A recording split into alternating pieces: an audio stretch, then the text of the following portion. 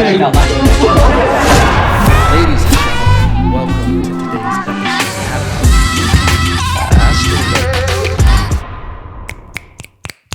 Every morning there's a halo hanging on the corner of a nightstand of something from IKEA. I know those aren't the lyrics, but I sing them 'cause I couldn't think of anything else. I don't have COVID. I got my test results. Ladies and gentlemen, welcome. Getting weird on a Wednesday. For the ASMR people, shout out. Shout out, ladies and gentlemen. Welcome to Wednesday, and welcome to Getting Weird on It. Bars coming at you hot and weird on a Wednesday. Welcome, ladies. Welcome, gentlemen.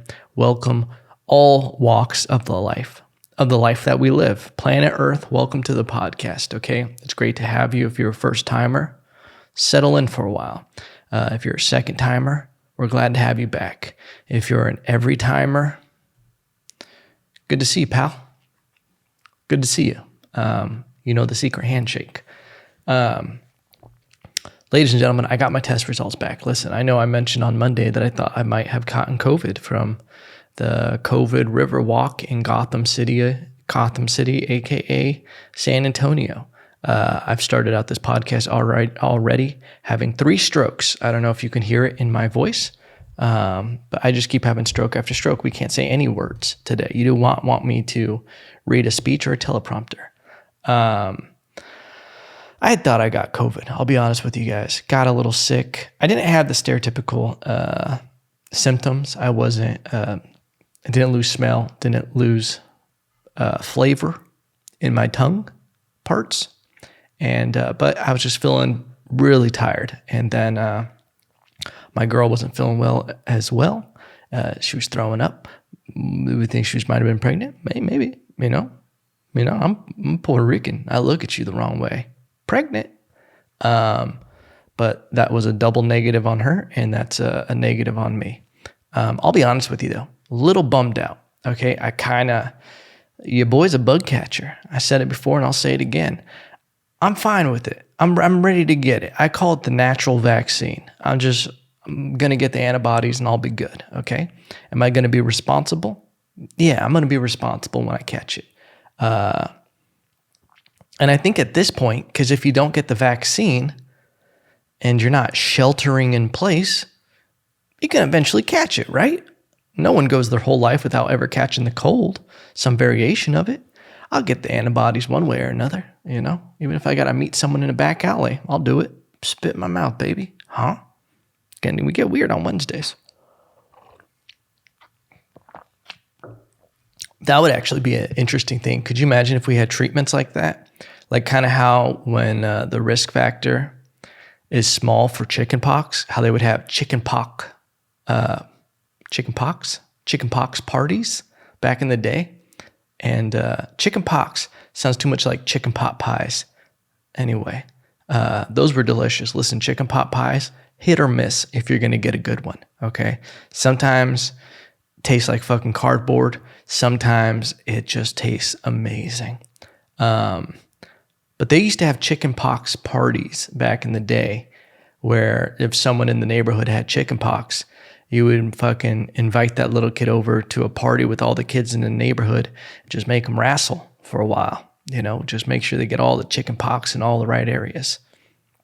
Not getting weird on Wednesdays, but, make them wrestle. Isn't that weird? They'd be like, well, we just want to get this over with and get all the chicken pox out of their system. It would be interesting if that was a tactic with COVID. This podcast is going to get shadow banned because I even mentioned COVID. Isn't that weird that stories that you even just mention, like the system is so smart that it knows if you even just make a certain sound with your mouth. Like there's AI in stories, like in social media, obviously with ads, like your phone is always listening. You ever had that situation where you're just talking to someone about goddamn plungers? Don't ask why, but then all of a sudden an ad for plungers just pops up on your news feed. You're like, huh, That's convenient and a little spooky if you ask me. But that's what happens. And I was noticing it because I was watching someone's story where they had nothing about COVID on it. And all they said was vaccine. And then on the bottom, there was a little thing from Instagram that said, read more about like the CDC health guide. Like, so like anytime someone mentions COVID, Corona, you could be drinking Coronas and it will just be like, we'll learn more about coronavirus, you know?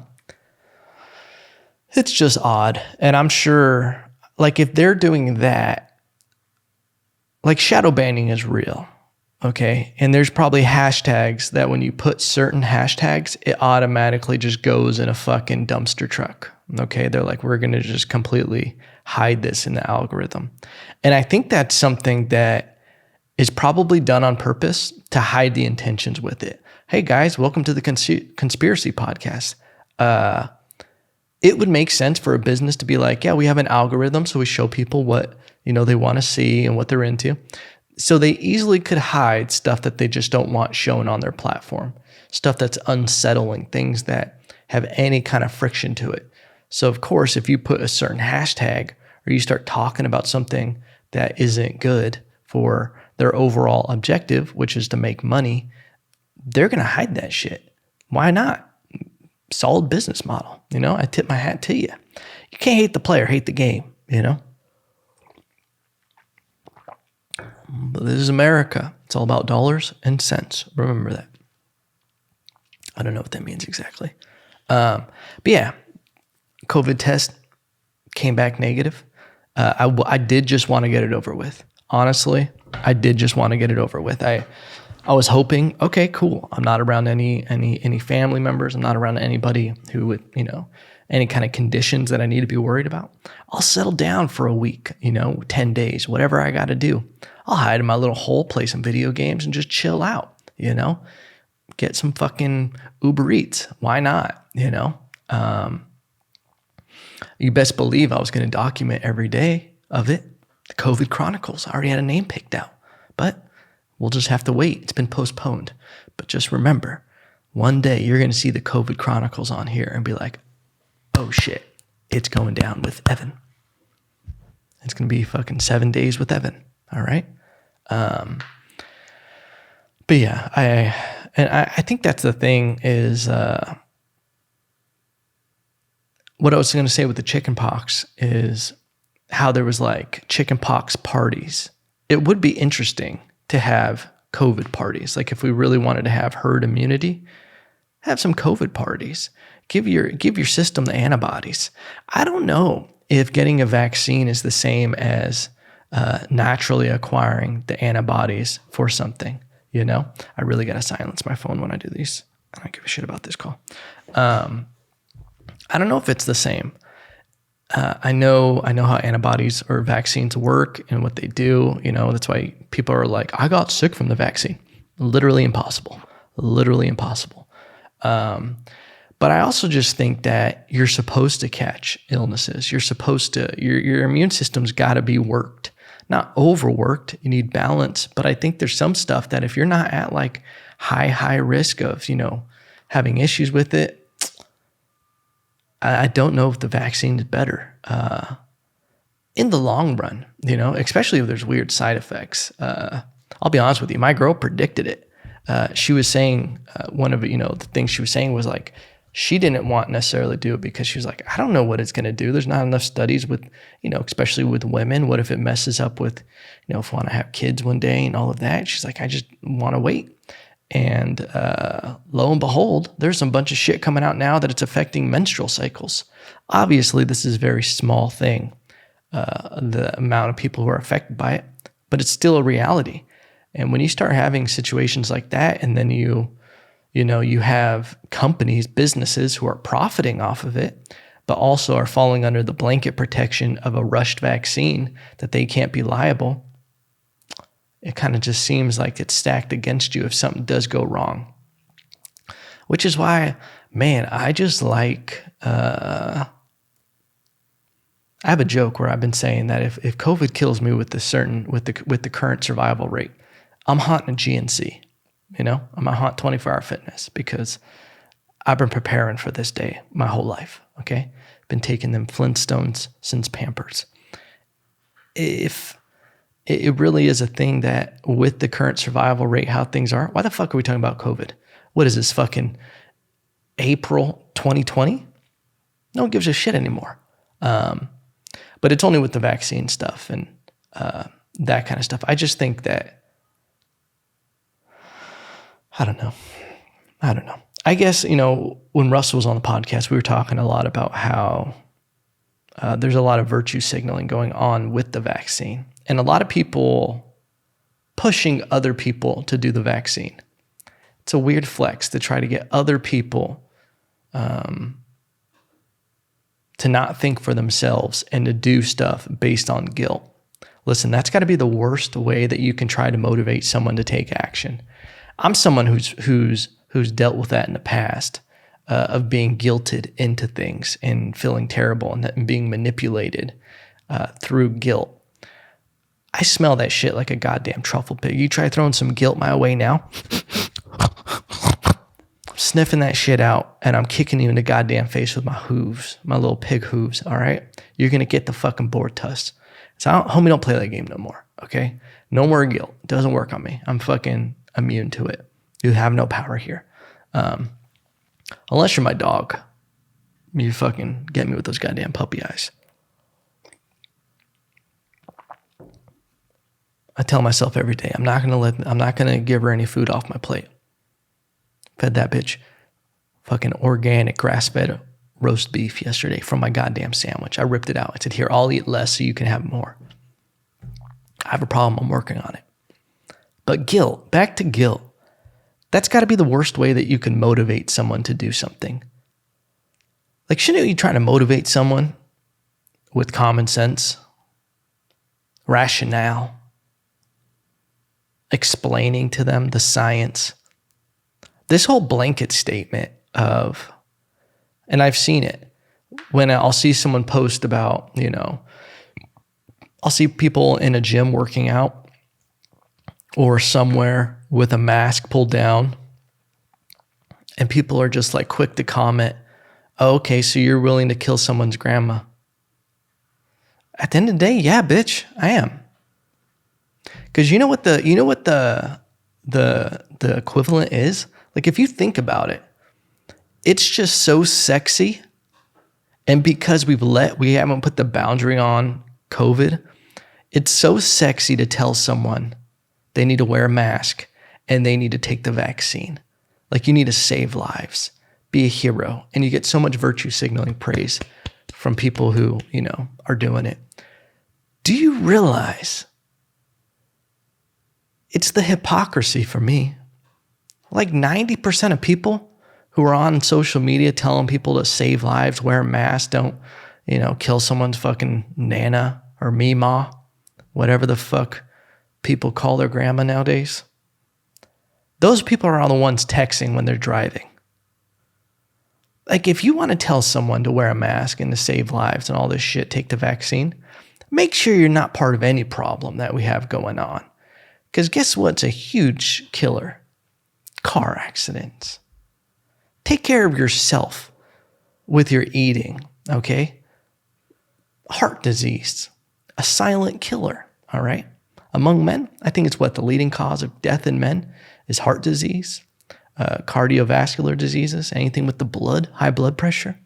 But we don't have any of these companies have to take responsibility, for the kind of products that they push out and hiding what's in certain things. And the reason why I don't have a big problem with that is because it all comes back to like discipline and self-accountability. Dude, some people, they're grown people, they're grown humans. Fucking, you can do whatever you want. I don't care if someone wants to fucking mash up hot flaming Cheetos and do fucking snort fucking lines of hot flaming Cheetos for the rest of their life and fucking wash it down with Mountain Dew. I don't give a shit if you want to fucking boil down Krispy Kreme and Pepsi Cola and put it in a goddamn pan, burn it down onto a spoon and inject it into your goddamn bloodstream. And that's your only sustenance. All right? I don't care if you just want to fucking drink suntan lotion all day. All right? You're a goddamn grown-up. If you're not affecting anybody else, you can do what the fuck you want. But listen, if that's you, if you're fucking drinking suntan lotion, don't tell me, I got to take the vaccine. Because you've been drinking fucking suntan lotion your whole life. Almost had another stroke right now. But we didn't. We caught it that time, all right? But I'll be honest with you. People do tell me that it's like this whole thing like, oh, it's easy for you. You like working out. You like doing all this stuff. Dude, if you only knew how much my mouth even salivated when I mentioned Krispy Kreme donuts right now. The things I would do to a Krispy Kreme donut in a dark room, okay? Let's just say I want to get into heaven. Think about it. Think about what I would have to do to a Krispy Kreme donut. Had another stroke. What I would have to do to a Krispy Kreme donut to not get into heaven. Use take 2. Bars. I could eat probably 2 baker's dozens of hot, fresh Krispy Kreme donuts every day. If you sat me down and were like, do you want this chicken breast veggies for dinner? Or do you want 10 Krispy Kreme hot donuts all day? But I don't. Why? Because I only got one meat wagon, okay? And I got to take care of it. I haven't had a Krispy Kreme donut in years. My mouth is salivating right now just thinking about it. I love it, okay? I have an addiction to cheese, okay? Any kind of cheese. It can be that terrible nacho cheese that you get at like a fair, okay? The kind that you like squirt on top. I could drink that. I could take a shot of that right now. But I don't. Because just like, you gotta take care of that meat wagon. Until you can buy another meat wagon, I gotta do this. I gotta put oil in the car. But once we hit the future and it's like, oh yeah, we're gonna get rid of these and you can just have another one. And I know I've secured a backup one. I'm having a heart attack in the first 2 months. Okay? Heart attack in the first 2 months. Because I'm just gonna be like, they're gonna do an autopsy on this meat wagon. And then be like, this motherfucker was 75% nacho cheese.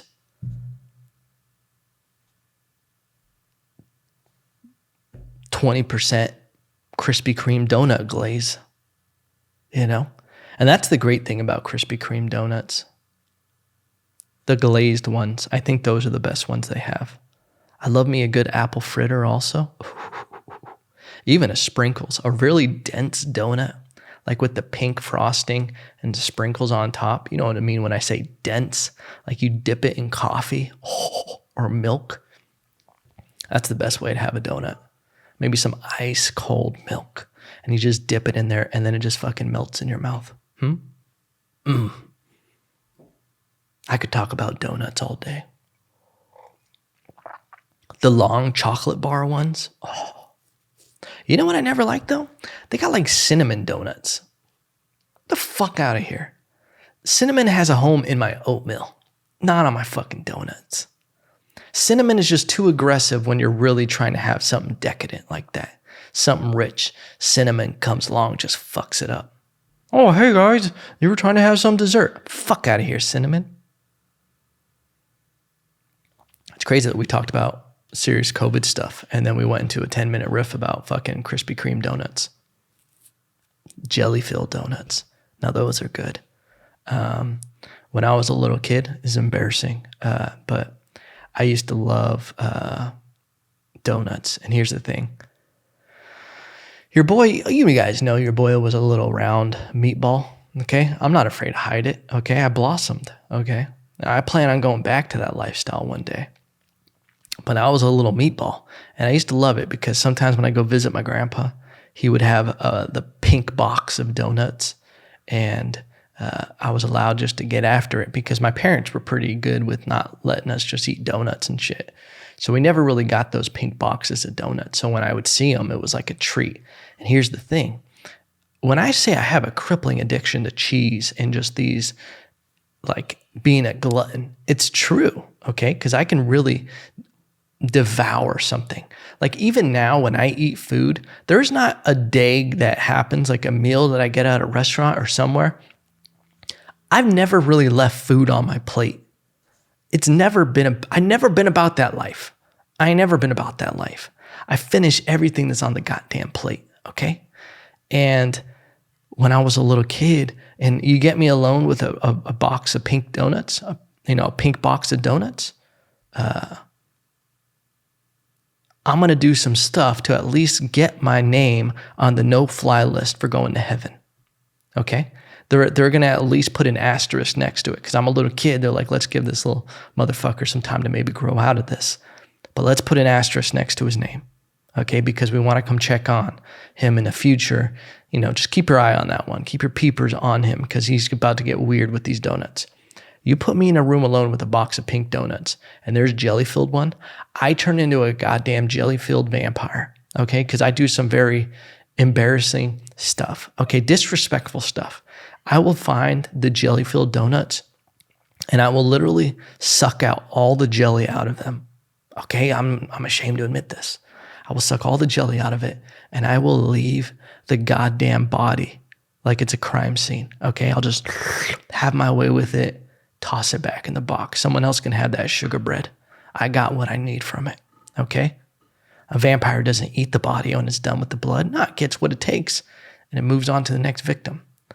I take down like 4 or 5 donuts in a matter of minutes, okay? Just sucking out all the jelly. Did it stack some of your LBs on your boy when he was a kid? Yeah, but you know what? Those were some of the greatest experiences of my life. Because you know what else you don't know about jelly donuts when you're a kid?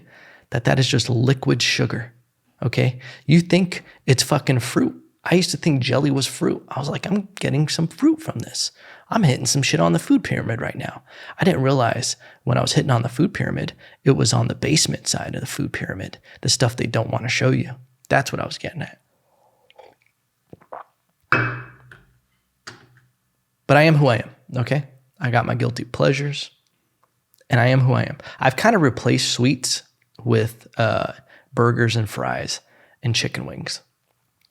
I'm not really as much of a sweets guy now. Every now and then, I like a good sweet. Like I'll actually indulge, but it's got to be very small, I just got to limit it, because that werewolf is still in me, and I have to tie him up during the moonlight. Because if I go off the edge, I'm taking diabetes with me, I saw this. I thought this was crazy. A case launched. Ladies and gentlemen, welcome to Current Events. Do-do-do. A case launched against TikTok over collection of children's data. Hey, no shit. No shit this was going to happen. Listen. This is why, I'll tell you the full story. Your boy was on TikTok for a hot minute. I realized it was for kids. And while there's great opportunity, I go back and forth with I should put funny stuff out and just use it like this and the way I want to do it. But I'm like, there is way too much, there's too many kids, and it's a weird thing because there's so much weird gel bait going on. There's so much weird. It's not healthy. TikTok feels like the epitome of what is wrong with the internet. It's as if it's going straight to the source of the dopamine. It's knocked out all the roadblocks in the way of getting your dopamine release, your fix, getting, your likes, your comments, and all the negative stuff that is on the internet. Because I think there's a lot of stuff that gives people a false reality, gives them a new perspective on what they think life is, what they think standards are. It can completely indoctrinate and what's the word? Confuse. It can completely just warp your perspective of what real life is if you're a kid, which is why I'm like, it feels weird that it's a weird thing that the age requirement for TikTok is 13 years old. Now, even that to me is weird. I had MySpace, I think it was when I was like 16 or 17. I think if you can drive a vehicle, you can drive an internet profile in some facets. There's a statistic that 42% of UK 8 to 12-year-olds use TikTok. 8 to 12-year-olds, 42%. Almost half the kids from the ages of 8 to 12 are on TikTok. They're seeing all that shit. And not only that, TikTok, being this Chinese company, is stealing data. It's illegally collecting the personal information of its child users. And when you're talking about personal information, you're talking about location, address, content, everything that camera is showing, private messages they're probably sending other people, other activities that they're doing on their phone while they have the app installed. So there's a lot going on that is just, it's not good. And we're talking about an international company. It's not based in the United States, it's a Chinese application. But I just feel like it's not good. It's not good. I don't know if TikTok is good for kids in general. I don't know if, like, it's a weird thing that, like, at the Ben Askren, Jake Paul fight, they had like the Amalio sisters or whatever they are. They're like famous for just dancing and doing this shit. I don't even know how to do it, you know? And it's like, TikTok has broken down everything to where, you know, there's some funny stuff. But I think over like the actual full collection of it, it literally has broken down all barriers to entry from getting from an idea to a finished product in front of people. And it's like diminished the amount of work it takes to put stuff out. Which is a good and a bad thing, because here's the flip side. Here's the one thing about TikTok is there was allegedly a huge thing where all the numbers are fabricated. The amount of views things are getting, it's not real. And there was like some proof to that. I looked into it back in the day, like 6 months ago. And there's a lot of things about how over half the views, half the things people are getting are completely fake from the company to try to incite people to use their platform. Because you post a video on Instagram, let's say it gets 1,000 views. You post a video on TikTok, it could get 150,000 views. So what is that going to do to your brain? Oh my God, I'm getting so much exposure over here. Let me go over here and use this. When it's like the numbers are not even that. You know how easy it is if you have a company to just go in and go change the numbers around? Quite simple. And when I start talking about like barrier to entry and everything, I like a little bit of barrier to what can come out, in the sense of it takes more than one step to go from the phone to the platform. I like even something as simple as having to make a YouTube video. I'd like to see the statistics of like what people will actually do, because it comes down to like content and quality of content. I think that's something that's going to start diminishing and going away with like the simplification, stroke bars, of art and everything of creation. Like, it's watering down, I think, when so like the barrier to entry isn't as big and things kind of get lost in the mix. I don't know. That might be a discussion for another time.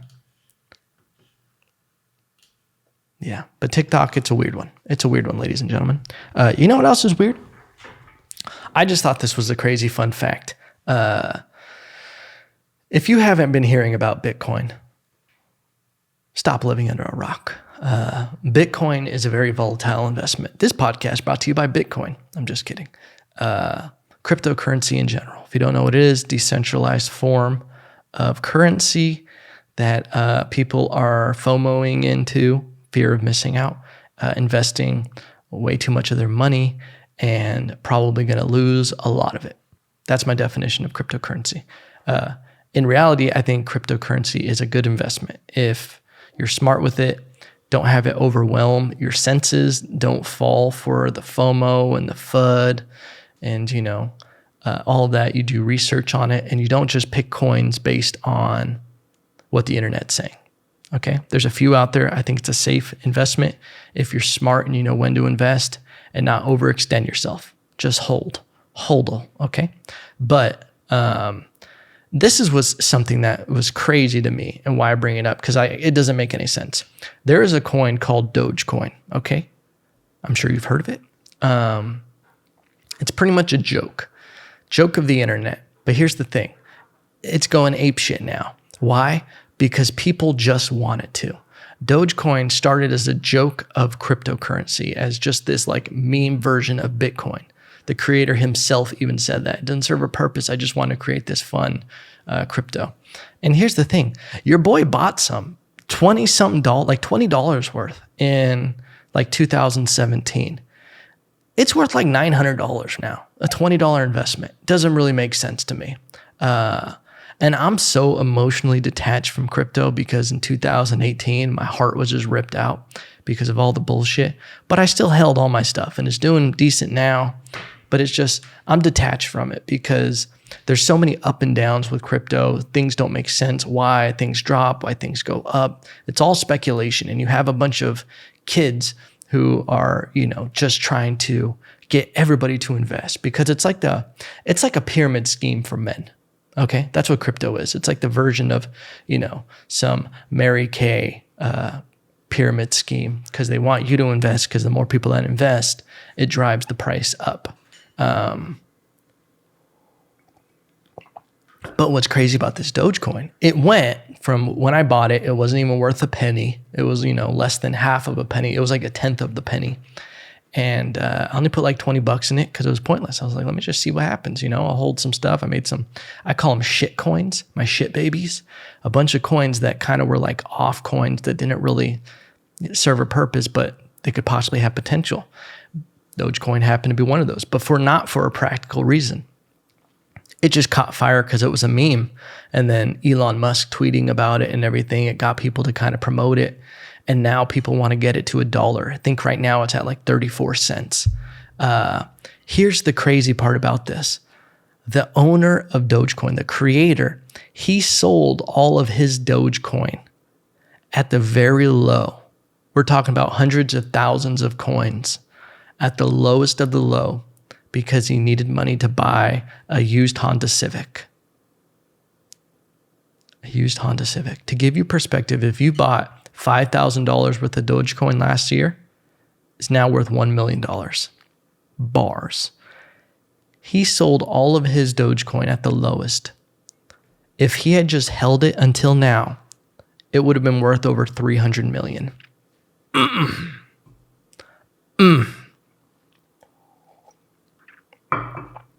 That's heartbreaking. That's heartbreaking for that guy. But here's the good thing. Here's what you can get from cryptocurrency. It is fun to invest. It's nice to just have a reasonable investment that you are okay with it going to zero, because that's how volatile cryptocurrency is. It will stabilize in the next few years. I recommend investing a little bit, 1-2% of your portfolio, or what you're safe losing. Wait until the great halving. Wait until it drops about 90%, because I think in the next 6 months, Bitcoin is going to go down like 90%. There are some people who speculate and they say that it could be a super cycle and that it's going to go to 100,000. It'll never come under 100,000 again. That's all speculation. People they try to come up with these ideas of why this is different. But all we can go on are on statistics and what's happened in the past. So you can't necessarily speculate. It's risk. It's gambling. But what you can do is be safe. And, people, if you feel like you missed the boat on it, not necessarily, because it's all about percentages. If you look into Bitcoin and you look into these cryptocurrencies and you see that in the future there's going to be a place for them, well, even if you start getting in when it's at 100,000 and you think that it's going to keep going up, up, up, all you're looking to do is increase your percentage of value. So if you put $100 in, even at 100,000, if it goes up 20%, you're still up 20% on that investment. 20% on any investment in reality is a very good investment. That's a very good return on your money. So look at it that way if you're worried about it. But I highly suggest it, man. At least look into it. Very, very small amounts, $5 a week. Just pick some stuff, research it, learn about it. Put a little bit of money in there. Don't buy a Coca-Cola. Don't buy a Krispy Kreme this week. That's my financial advice, ladies and gentlemen. Do this. This is something I love doing. Is whenever I wanted to invest a little bit of money, I always had to take away. So I never was overextending myself. I'd cancel a subscription for a month or two. Now that just gave me $40. Now I'm putting $40 in there. Boom. That $40 now, it's like $200, ladies and gentlemen. That's how it is. Just don't sell, okay? But I will say what I've learned from doing cryptocurrency and investing in it is I went through a pretty bad emotional, it was rough. I was so emotionally invested in cryptocurrency in like 2017 when it first was like taking off, in the sense of like everybody really took eyes to it, where I invested, a decent size of money, more than doubled, almost tripled my money. And then it came crashing down and I didn't sell at the high. Came crashing down where my money went. Basically, I ended with a quarter of the money that I had when I started, maybe close to half, maybe. And it's back up and everything, and I'm in the profit now, but it's like, it wrecked me emotionally because I overextended the amount of money. I shouldn't have put as much money as I did. I should have sold at the high when I was able to take out my initial investment. So I wasn't as emotionally invested because I had invested money that I needed for, rent. I needed for down payment, stuff like that. It was my savings. And because I basically treated it like it was gambling. So don't overextend with any kind of investment unless it's in yourself. Listen, there is one investment that I say always would be willing to put 100% in, and it's in yourself. I know that's cheesy, but the truth is that is where I have gotten the most return out of anything I've ever done, is when even just the belief in yourself that you can achieve something and you're willing to gamble on yourself. And it's not even gambling. I've seen return on every single investment I've ever put in myself. Whether that was buying my first MIDI keyboard. I got a keyboard, buying my first MIDI keyboard, drum sampler, computer monitor for editing, new camera, new microphone, whatever it is to increase the quality. I've always seen return. Check this out. This is my latest investment.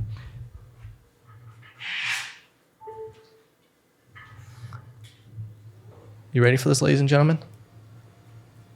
Yeah, this is going down right now, ladies and gentlemen. We have a goddamn standing desk. Look at this thing. It's goddamn glorious. Just made the power go out. This is great. It's falling apart. Listen, we're still working out the bugs. How sexy is that? Look, we lost the light back there. This is going great. But yeah, I really do feel like any investment you ever make on yourself, whether it's with subscriptions for learning a program, buying a new program, you're never going to go wrong. So that would probably be a safer investment. If you're looking, put 50% of what you're willing to lose into yourself. New keyboard, new guitar, I don't know, new Krispy Kreme donuts, whatever it is that's going to make you have a chance to succeed at what you're trying to do. Fucking do it, ladies and gentlemen. And on that note, I want to just tell you guys, I love you. I thank you for everything that you guys have given me. You're like, Evan, what have I given you? Nothing, really. Nothing. But I still love you, okay? Don't forget to like, comment, subscribe. It helps the channel. It helps the podcast grow. We still aren't monetizing. Listen, I'm not going to monetize this podcast until I feel like it's deserving of it. And I just feel like it's not there yet. Okay. There's a lot that we're still going to be working out, figuring out. And until that point, we're just not going to monetize it. All right. But I want you to know this. Thank you. And I still love you. Have a great fucking weekend.